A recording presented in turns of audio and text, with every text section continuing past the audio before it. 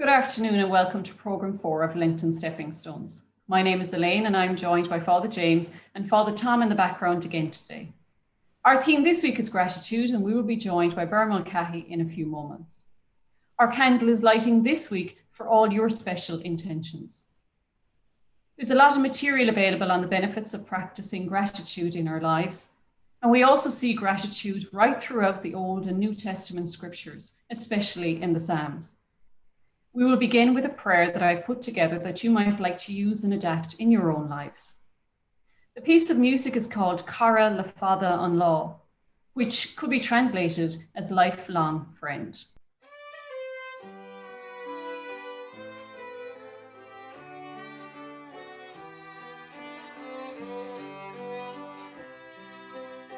As I awaken to greet this day,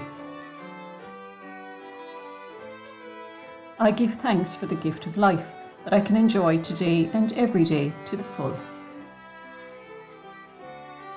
I give thanks for the gift of hearing that I may appreciate the words of others.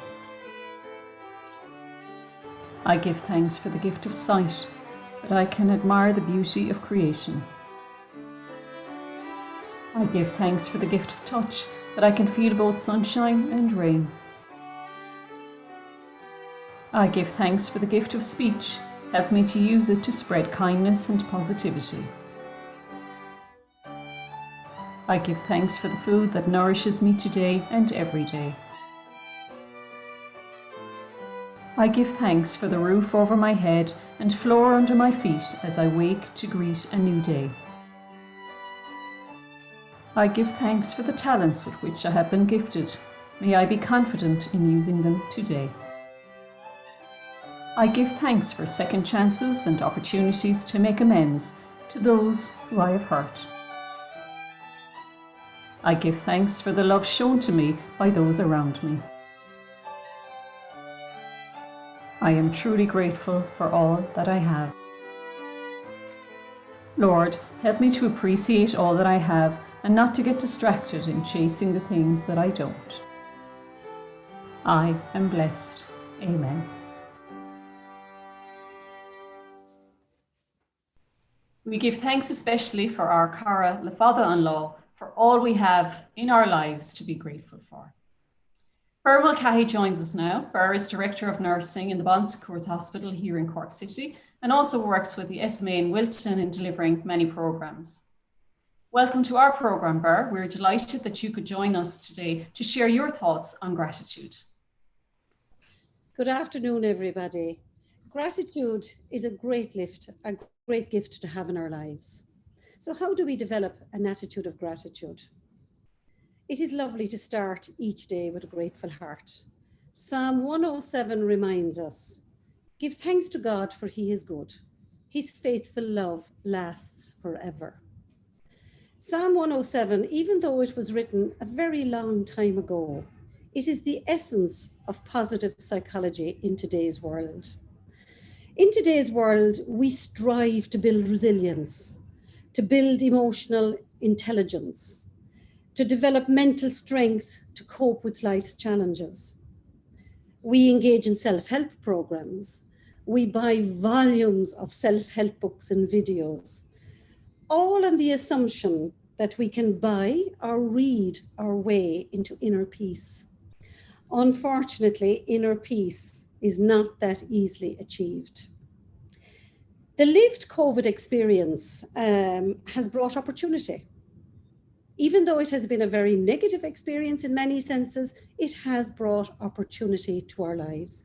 It has brought the opportunity for us to reflect and take stock. We have learned through COVID that nothing in this world is permanent.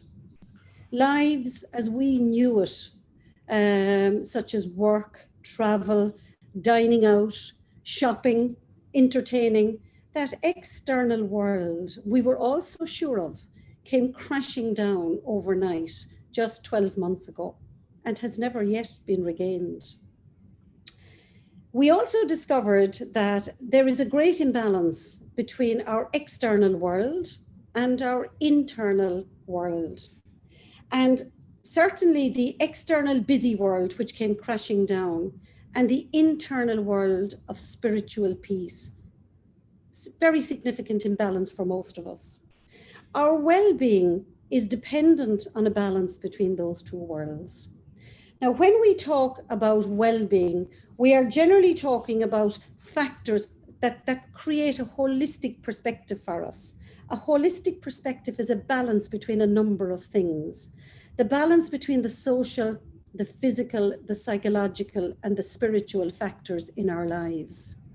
And I would like to use an alternative set of factors in today's talk. I would like to suggest that our well-being is dependent on wellness of our body, a wellness of our heart, a wellness of the mind, and a wellness of the spirit.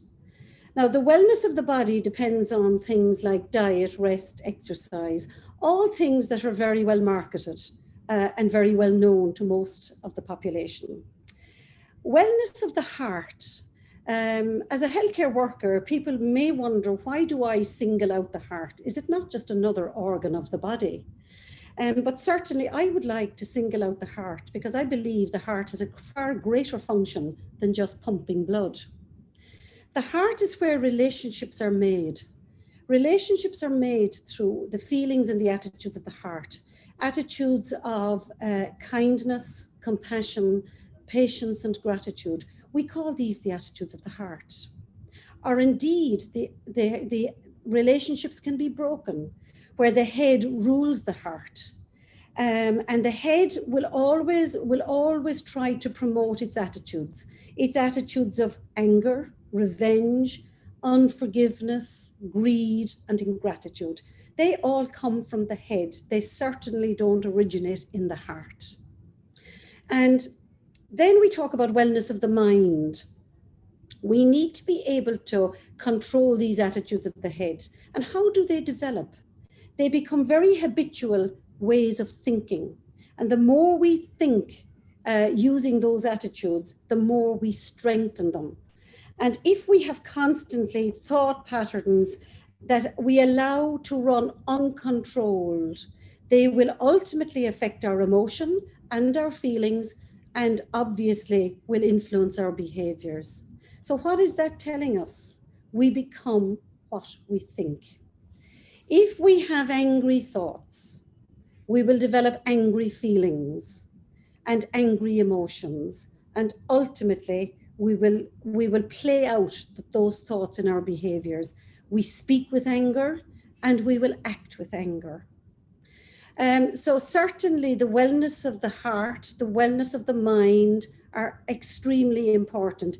And ultimately, together, the wellness of the mind and the wellness of the heart influence the wellness of the spirit. What is wellness of the spirit? Wellness of the spirit is where the kingdom of God is lived out or not.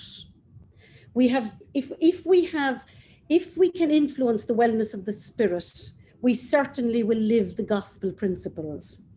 And gratitude is one of those gospel principles, which really is an attitude of the heart, which really has to influence the spirit. So let's talk about the attitude of gratitude. Gratitude, it's an attitude of the heart. It's an attitude of positive well-being. It's a place where our thought process operates from a place of abundance rather than from a place of scarcity. Melody Beattie, I'd like to just give you a quote. She describes gratitude beautifully. She says that gratitude unlocks the fullness of life. It turns what we have into enough and more. It turns denial into acceptance, and it turns chaos into order and confusion into clarity. Oh my God, if we could only achieve those gifts in our life, to understand that what we have is enough. We probably have more than enough in our everyday lives. If we could develop a level of acceptance, a level of order rather than chaos, and a level of clarity rather than confusion. Just think that gratitude could do all of that for us. Expressing gratitude has a very positive effect on our well-being. Studies have shown that if you express gratitude, it raises the happiness level by roughly 25%. So there's a very good physiological reason for trying to develop an attitude of gratitude. Cultivating an attitude of gratitude certainly will once we cultivate it, it will stimulate our emotions, it will stimulate our feelings, and it will ultimately make us a happier person. But unfortunately, to develop it, you won't get it in a self-help book. You won't get it on a video, and unfortunately, you're not going to get it from Ber Mulcahy today. Gratitude requires practice, it requires patience, and it requires perseverance. And I always mention those 3 P's: the practice, the perseverance, and the patience. Bob Rotella tells them it's the only way for a golfer to become an expert. And I would say it's the only way to develop any kind of an attitude. You must practice them, you must persevere with them, and you must be patient in trying to develop them. So a grateful person becomes a much happier person. And I suppose just to look at, do you want to be just that one leper in St. Luke's Gospel that came back to say thank you? The other nine just walked away. So is it an easy attitude to develop? Not quite, because unfortunately, society today does not promote gratitude. Society as we know today, it promotes a sense of entitlement. And certainly we hear more and more and more, we are entitled to. And not only do we have this sense of entitlement, but it's also accompanied by an attitude of immediate gratification. I want, and I want it now. Certainly, I'm sure there are people listening today who will remember not having a mobile phone and being able to ring somebody in an instant. There are people today who will remember having to walk to a coin box, having to have enough coins put into the coin box, having to press button A and button B. But my God, did you persevere? Did you have patience? And did you have to practice? So it certainly instilled gratitude when you got through, and it certainly took the notion of immediate gratification away from us. So society as we know today is very much about, I am entitled to, and I deserve it now, and I want it now. So those attitudes, they are being strengthened very, very much by the mind, and they are blocking the attitude of the heart, which is gratitude. So if we become overwhelmed by that type of negative thinking, I want, and I want it now, and I don't have to say thank you. Can you just imagine the type of person?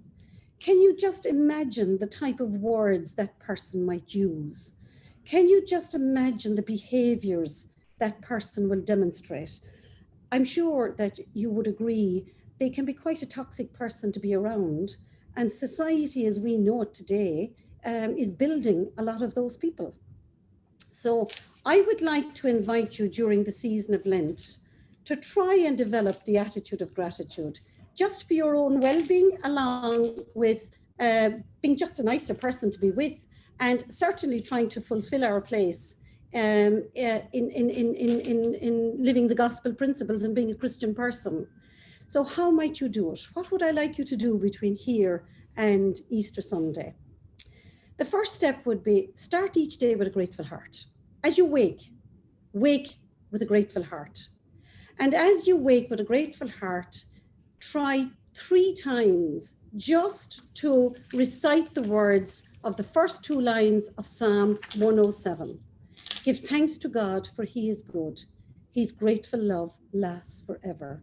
If that becomes a habit as you wake every day over a very short period of time, it will give you gratefulness in your heart just by saying those 2 lines every day and allow it to become habitual.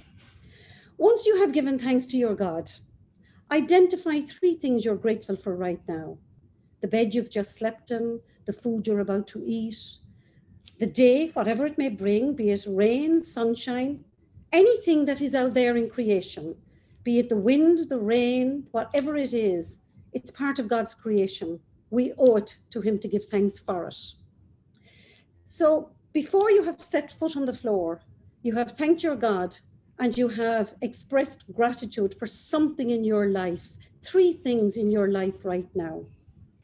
As you go through your day, try to express gratitude, because we do have to practice this. And we have got out of the habit of expressing gratitude. When you go to the grocery shop, be conscious of saying thank you, and being conscious of saying please to everybody you meet.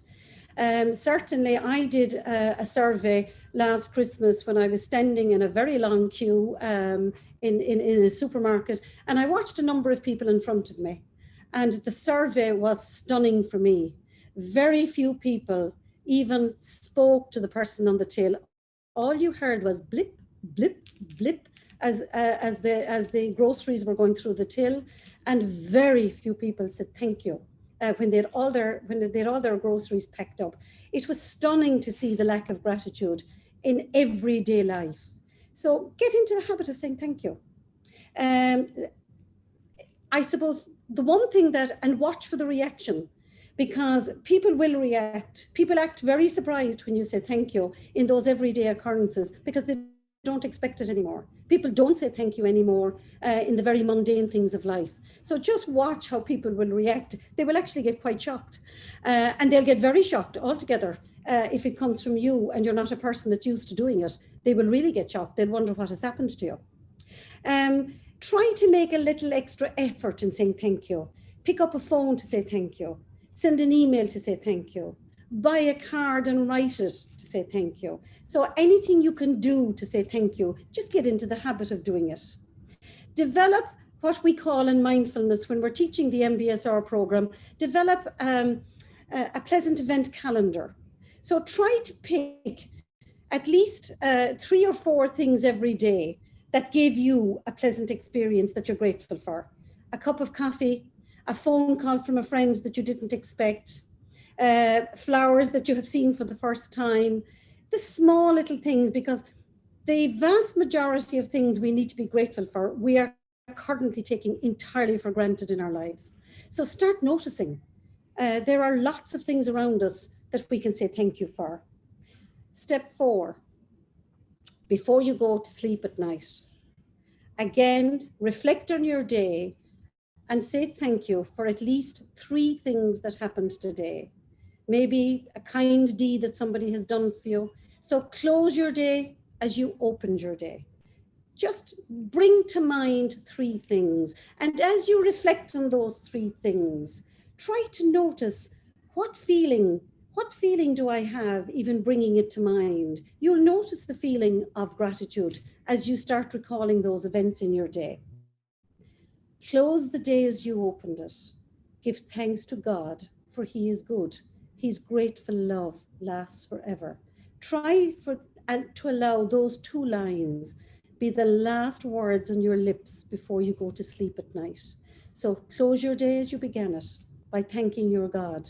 A grateful person, you will notice, as it becomes a habit, a grateful person is a happy person. See, do you notice the 25% extra happiness in your life?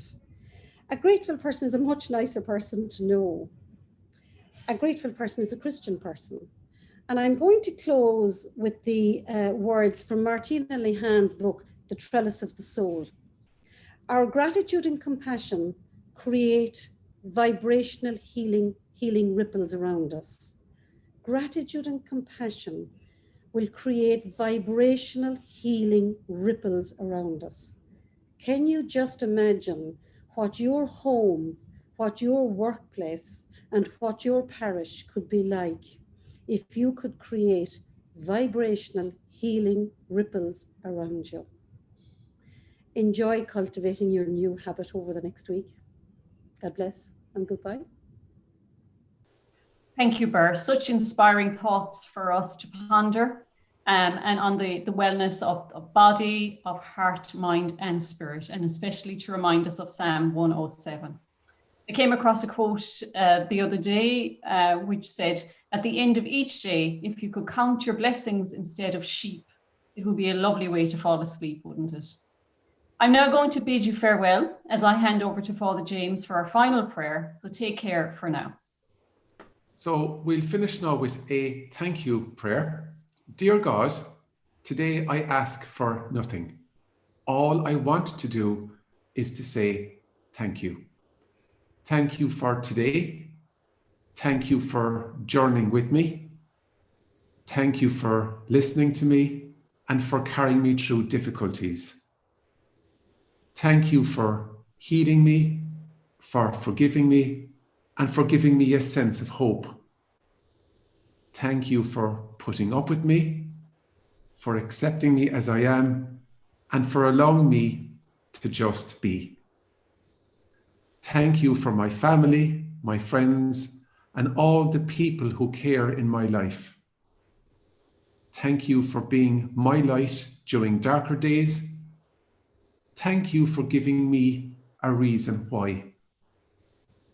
Thank you for the opportunities that come my way, even if I don't see them as opportunities at the start. Above all, I want to say thanks to you for loving me. Your love means the world to me.